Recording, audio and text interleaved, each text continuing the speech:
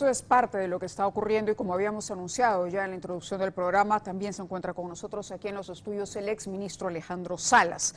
Vamos a presentar una nota, quería agradecerle que nos acompañe esta noche y preguntarle cuál es su sensación, su primera impresión o primer sentimiento que viene a su mente luego de ver las imágenes que todos los días o prácticamente todos los días estamos recibiendo desde Puno, esta violencia que sin duda fue incubada durante el gobierno de Pedro Castillo.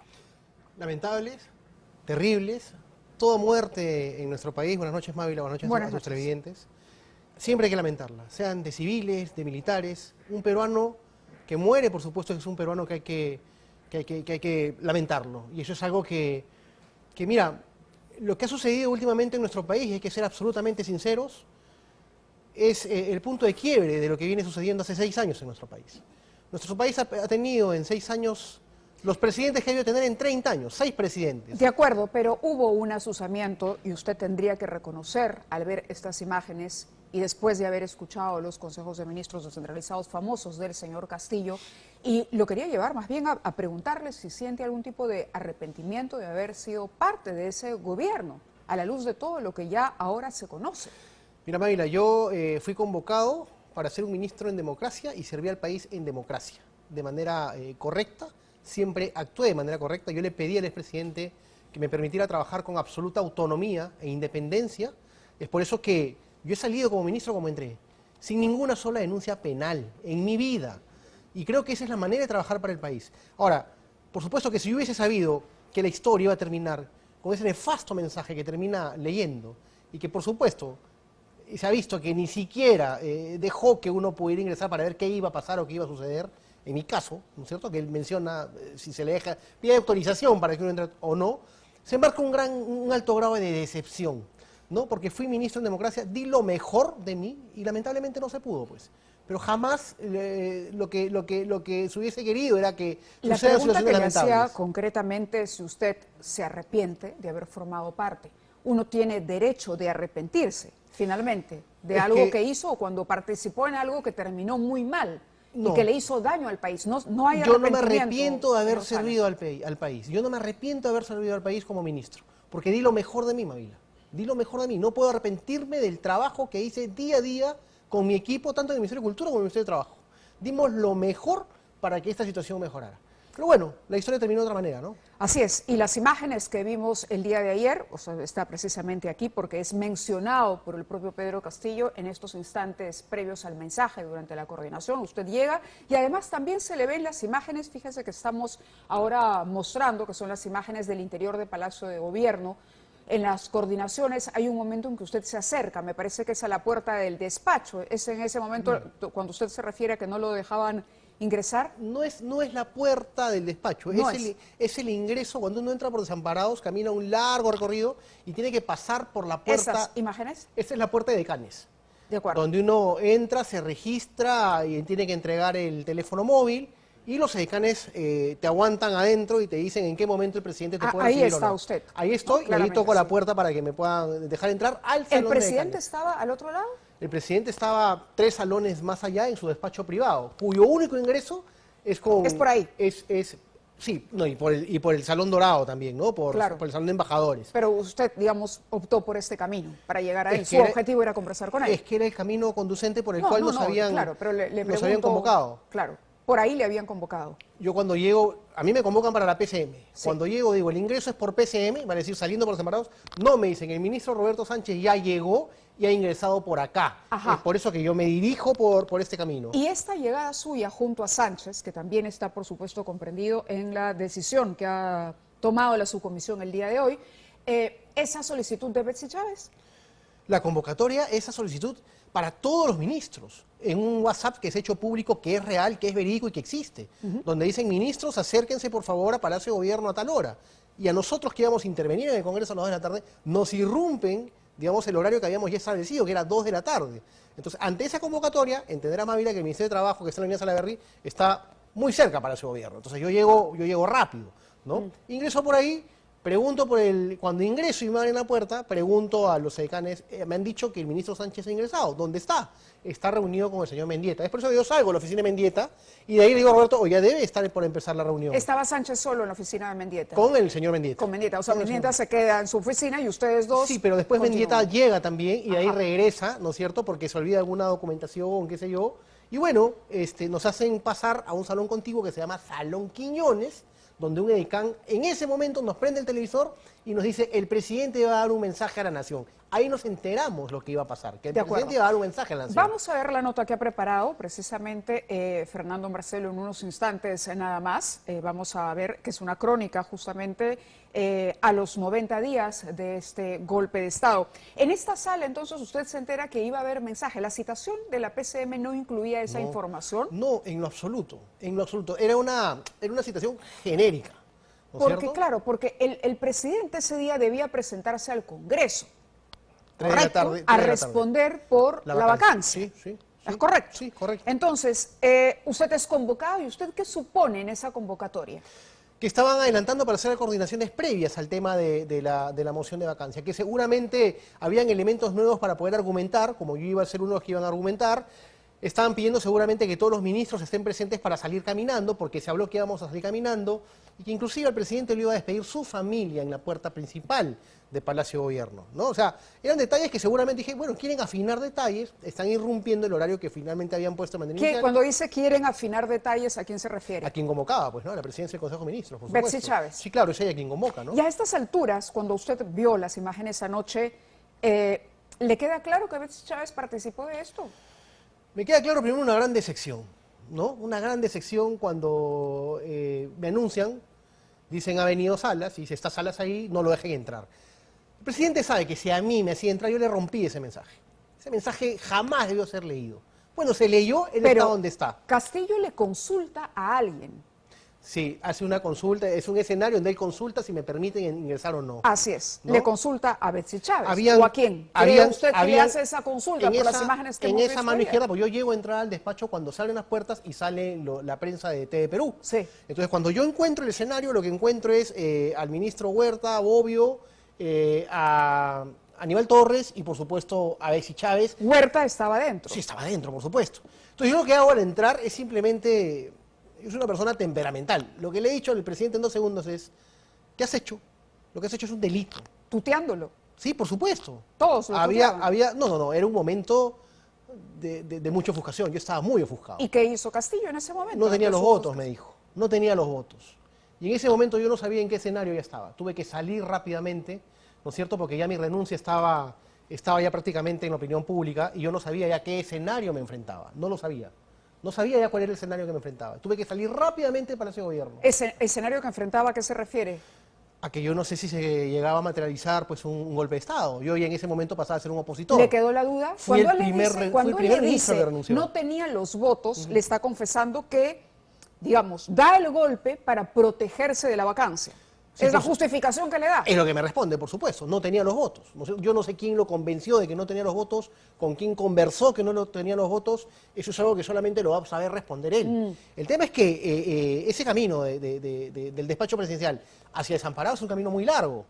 Yo no sabía, primero, si me iban a permitir salir, ya al convertirme en un momento determinado en opositor a un mensaje que se había enviado. Segundo, tenía que subir a una escolta que estaba... Pero en ese momento usted todavía no sabía si el presidente, en ese momento Castillo, tenía o no tenía algún apoyo que le permitiera consumar el golpe. Mávila, no lo sabía. No como, lo sabía. como todo el Perú no lo supo, porque las Fuerzas Armadas sacan un A comunicado ver, a las 2 horas. vamos a ver el momento en que hacen la consulta, precisamente para ir al detalle, en el momento en que él hace la consulta por su solicitud. Usted toca la puerta, pide permiso, le habla al edecán, ahí está. Vamos a escuchar lo que dice Castillo. Tiene que avisar que es un mensaje a la nación. Que lo diga ella.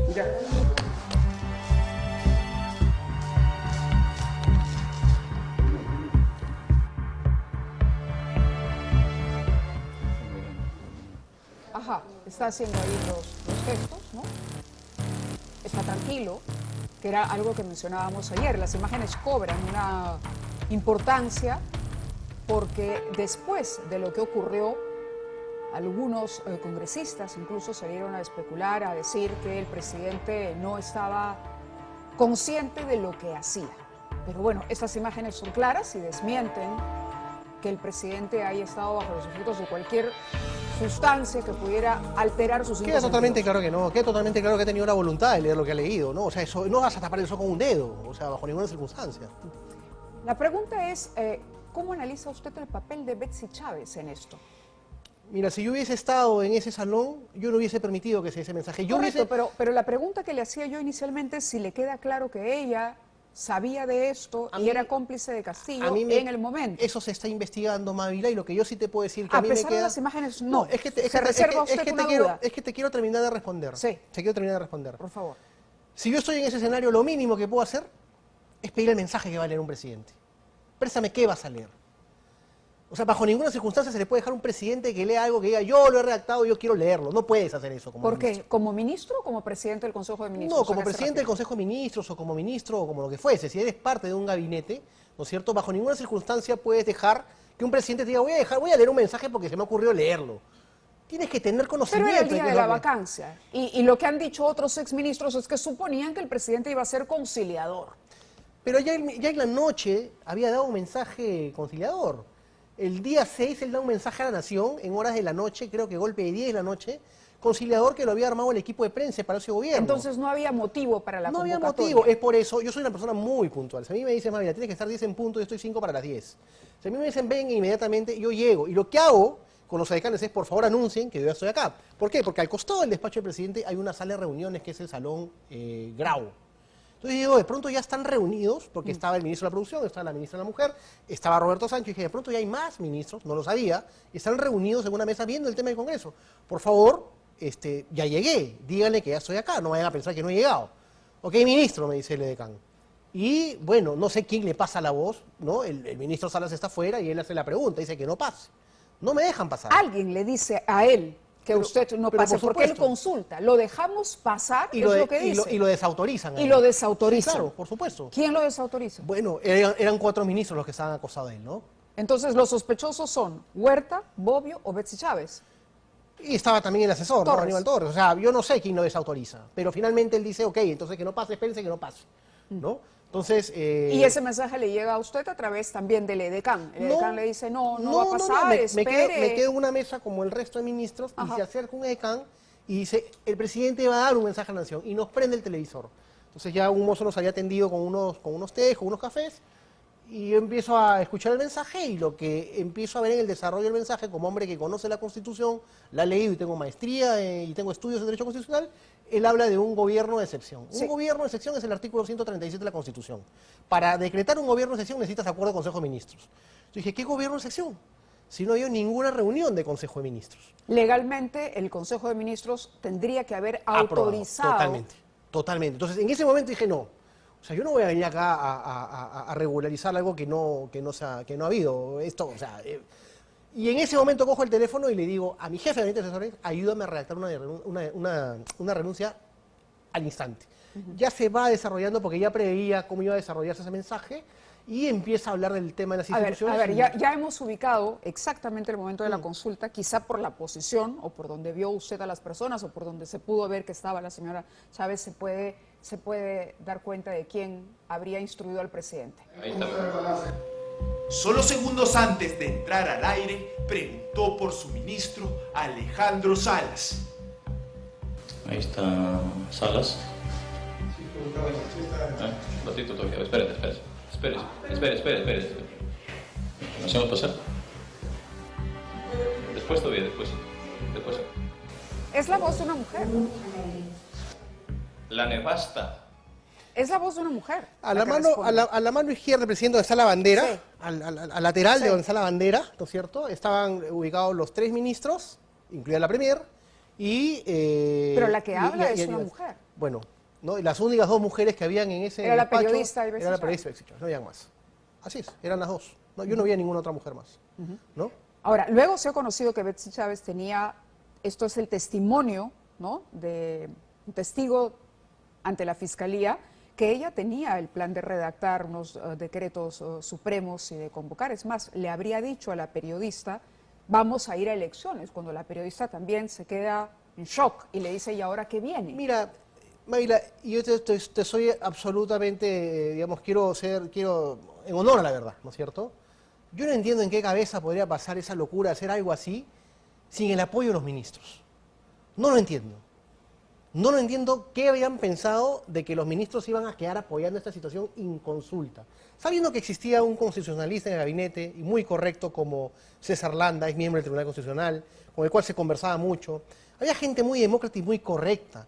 O sea, ¿por qué cabeza pasó que se iba a apoyar eso? Pero el gabinete tiene que haber conversado y evaluado antes qué pasaba si el presidente era vacado.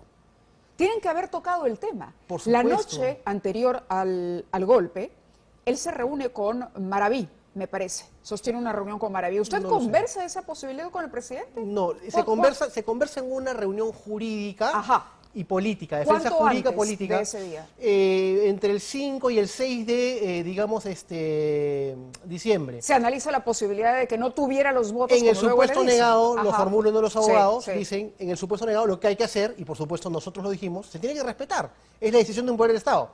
Y uno de los abogados dijo, lo que podemos hacer es interponer una demanda ante la Corte Interamericana de Derechos Humanos por un tema de derechos políticos. ¿Y usted qué dijo ahí? Y esperar lo que ellos... Porque la Corte no puede intervenir La- directamente en una decisión. Fue algo que se soslayó. Con la comisión. Lo que se dijo y lo que yo dije en ese momento es que hay que respetar lo que se decida, que era lo que correspondía. Estábamos dentro de un marco constitucional y estamos, hasta ahorita también seguimos en un marco ¿Y constitucional. eso lo dejó usted expreso? Totalmente. en Es esa una reunión, por Usted supuesto, dijo, abierta. si lo vacan, qué pena, Hay que nos respetar, despediremos de usted, pero presidente. es lo que corresponde. ¿Y asumirá Mayra. Boluarte? Es lo ¿Hablaron que incluso corresponde. de eso? Si algo sabía el expresidente de mí, es que yo decía las cosas claras y como son, sin titubeo, y daba la cara y respondía y emplazaba, como emplazaba a diversos colegas en el gabinete cuando algunas cosas ¿En tenían algún que momento establecerse. hablaron de la situación de Pedro Castillo si Boluarte asumía la presidencia? Nunca. Sí hubo Porque era una lo que reunión- iba a ocurrir. Sí hubo una reunión, Mávila, en la que fue en el Salón Pérez de Cuéllar, en noviembre, donde el presidente Pedro Castillo, ¿no es cierto?, plantea la posibilidad con quien era premier, era Aníbal Torres, de formular una cuestión de confianza ante el Congreso de la República, porque ya el tema de conflictividad política estaba muy fuerte y había que buscar un mecanismo constitucional que obliga al Congreso a sentarse a conversar con el Ejecutivo. Estaba la actual presidenta de la República en esa reunión, en el Salón Pérez de Cuéllar. Testigos son 17 ministros que están ahí, que han estado ahí. Y en ese momento ella apoya el tema de la cuestión de confianza y dice, sí, yo también tengo una denuncia constitucional. Es importante, creo yo, aplicar los mecanismos constitucionales y formular esta cuestión de confianza. Y se firma el acta. Boluarte apoya la presentación de una cuestión de confianza firma. de cara a la posibilidad, digamos, de... La primera a cuestión ver, de confianza. analizando la posibilidad de que eso sirva para un cierre del Congreso. Mira. Era una no, estrategia política. Pero es que Mávila, no puedes hablar de cierre del Congreso. No. Pero, porque es una a herramienta ver, constitucional. pero vayamos a la honestidad. Si usted ha dicho que va a ser honesto, seamos honestos Pero al 100%. por supuesto. El presidente, usted dice, ya se había barajado la posibilidad de presentar una cuestión de confianza En noviembre. en noviembre. Conversado el hecho y Pero por supuesto. el motivo de esa presentación de cuestión de confianza era sin duda allanar el camino para el cierre del Congreso, señor Salas. No, te digo cuál era el camino. Entonces, ¿qué pretendían presentando una cuestión de confianza? Se había invocado a la OEA. Era una estrategia política. ¿Era asustar al Congreso? No, se había invocado a la OEA. La OEA después emite un pronunciamiento favorable hacia, digamos, al diálogo, hacia lo que el gobierno está pidiendo, pero a la OEA se le dice, si nosotros presentamos una cuestión de confianza, existe una ley que nos las va a negar, porque no hay un tema de equilibrio de poderes. Se los vamos a demostrar, ¿no es cierto? Para que dejarle demostrado ante la OEA que el tema de la cuestión de confianza estaba totalmente... ¿Creyó usted eso? Cuando No, ya se hablaba se debatió. de las cuestiones de Mira, confianza, cuando Aníbal Torres ya había dicho, porque nosotros podemos presentar dos cuestiones de confianza y disolvemos el Congreso. No, es que no es tanto así. Ya lo había dicho. Porque dos cuestiones de confianza, el tema el de disolver el Congreso es facultativo. Está bien, pero él ya lo había dicho. Ya estaba pasando por la cabeza de la gente del entorno más cercano a Castillo. Mávila, era un momento, tenemos que entender algo, era un momento de conflictividad política y el equilibrio de poderes le daba herramientas al Congreso y al Poder Ejecutivo. No estás hablando de situaciones ilegales, son herramientas constitucionales para que el equilibrio de poderes se sopese y obligue a los poderes del Estado a sentarse y a conversar.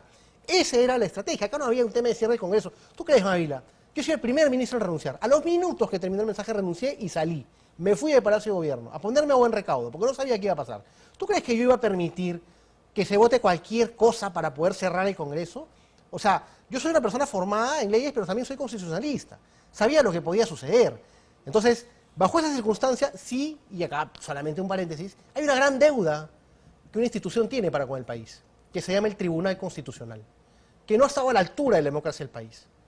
No ha sabido resolver el tema de la interpretación de la incapacidad moral y van a venir diversos gobiernos donde va a seguir el tema de la vacancia abierta, ¿no es cierto? Y va a seguir el tema abierto como lo han desmantelado, lo han desarticulado, el tema de la cuestión de confianza. Le agradezco que haya estado con Muchas nosotros gracias. esta noche. Gracias, Ha sido María. el exministro Alejandro Salas. Muchas gracias por venir. Y bien, nosotros